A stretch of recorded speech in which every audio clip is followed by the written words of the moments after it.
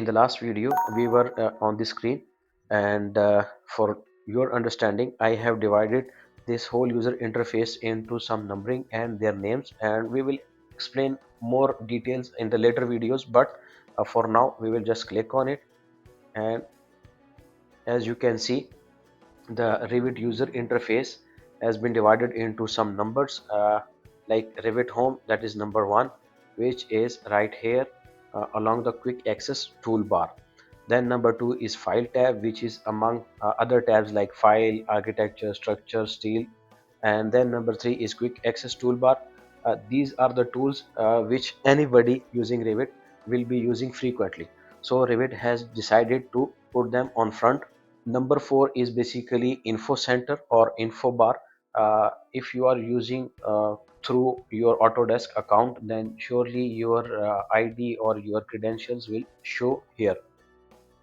After that, it is Option Bar, which you can see right in the center above this working area, and this will show some of the information which you have already selected, or you are going through some commands or tools within your working screen. The other thing is type selector and properties palette. As you can see, this is type selector and this is properties palette. Both of these sections will show only the information which you have selected in the screen. As you can see, I have selected here only the wall, so it is going to show me the basic properties of this wall. Number 8 is obviously project browser. You can also call it the project index, as it shows all the information related to that project, either those are uh, floor plans or elevations or 3D views or sheets or whatever. All the data will be presented here in this list, so that's why it is called project index. Now number 9 is status bar, which is at the bottom left side. It will be basically showing us that whatever you are going to do next within your tool or command. Number 10 is view control bar, which is at that bottom section. And as you can see, this section is mostly used for viewing your drawing or project or some component of the drawing, like you can hide or unhide many of your elements, or you can change the scale, or you can just change the detail level of your project to show you in this working area.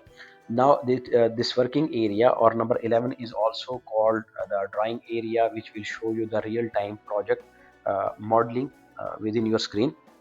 Number 12 is ribbon. Now you have to understand this, that there are tabs, and within tabs there are sections which are called panels.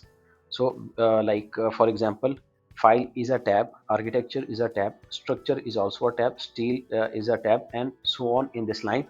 But within architecture tab, in this case, there is a select panel, there is a build panel, there is a circulation panel, there is a model panel, and so on. And within those panels there are segments which are called tools, or you can say buttons. Like in this select panel, there is only modify tool or modify button, and within the build panel there is a wall button or a wall tool, or window button, component button, column button, and so on. So these are the things, or these are the terminologies which we will be using in our upcoming videos. So you can take a screenshot of these two screens, or you can just write it down with you, and it will be helpful later on.